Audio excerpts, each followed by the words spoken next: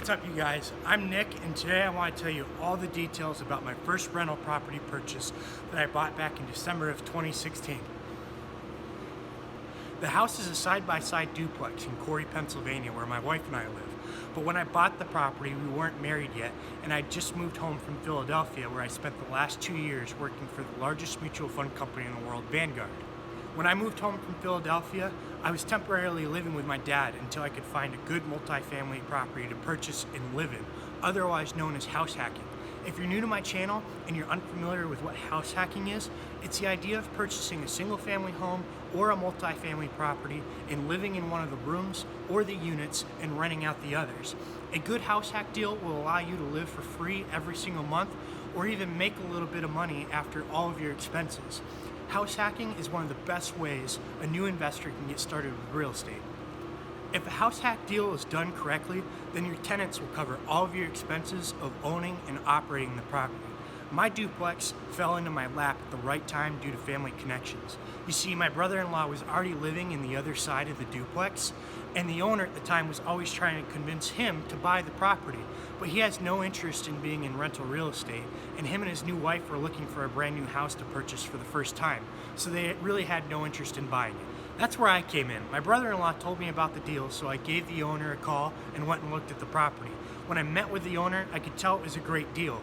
The property was in great shape, and he was already renting my brother-in-law's side of the duplex for $400 per month.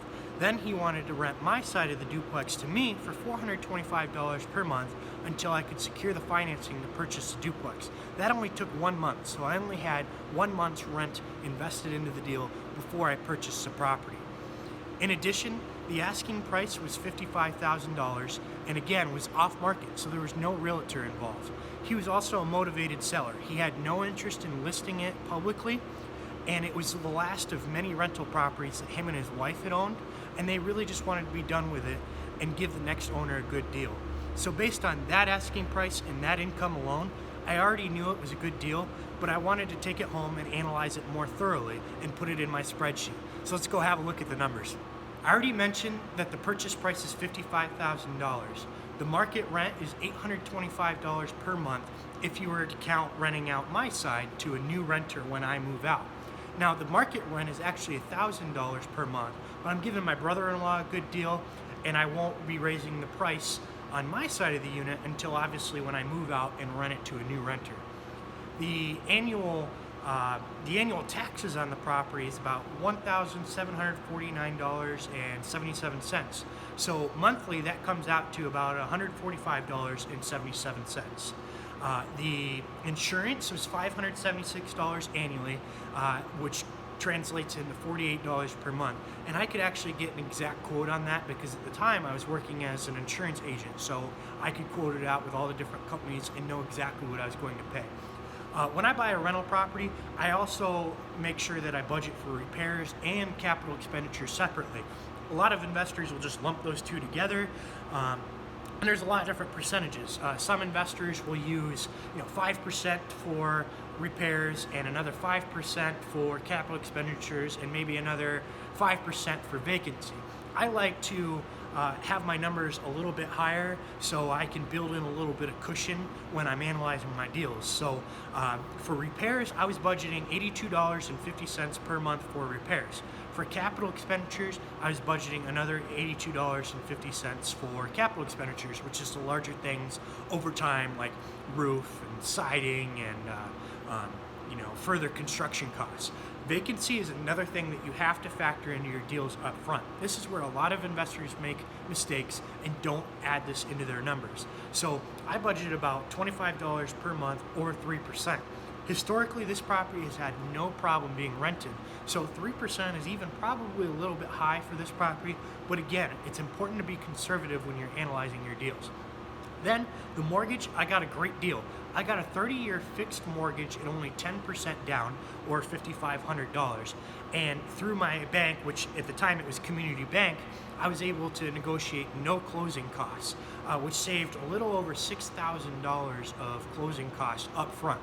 Now, I could have had an interest rate of 3.5%, but to get the no closing cost deal, I went with a little bit higher interest rate at 4.5%, which to me it was worth it to save $6,500 upfront worth of closing costs, and the interest rate was still really low historically. And it didn't matter to me as much because my tenants were going to be the ones paying down my mortgage anyhow, so that difference of 1% wasn't a big deal. So my monthly mortgage came out to $263 per month. Now, when you take a look at the returns on this deal, this is where you can tell how great of a deal it is. Once you factor in the income and the expenses, even at the below market rent, it's a great deal. So at $825 per month minus all of those expenses, it'd be cash flowing about a little over $95 per month if I had both sides rented out at that lower market rent. So that translates to a cash on cash return of 20.89%, which is a fantastic return. But the $95 per month in monthly cash flow doesn't sound that great. But remember that I only had $5,500 total invested into getting into this deal. Then, if we look at the deal from the perspective of having both units rented out at the higher market rent, the deal gets much better. The monthly cash flow would be over $353 per month after all the expenses and even accounting for budgeting for repairs, capital expenditures, and vacancy. That translates to a cash-on-cash return of over 77%. That's a fantastic deal, and it'll only take a couple of those to really make a huge difference in the amount of money you're making every month. Now, you're probably thinking to yourself, yeah, but those aren't the returns that you're realizing while you live there. And that's very true, but it's really important to analyze a house hack deal from the perspective of having all the units fully rented out, because you won't plan to live there forever anyhow. Now, you certainly could if you wanted to, but if you want to keep scaling your business, you'll only want to live in your house hack for a year or two. And that's exactly what I'm doing. If you fast forward 2 years and 1 month to today, me and my wife are purchasing our first single family home together and are about to move in. And the income from my other 2 rental properties plus this one will more than cover all the expenses of the new single family home. In addition, these investment returns are not even factoring in the depreciation benefits of owning the property. And I haven't even mentioned that it's my tenants who are paying down my mortgage every single month and all of my expenses and building equity for me and my wife.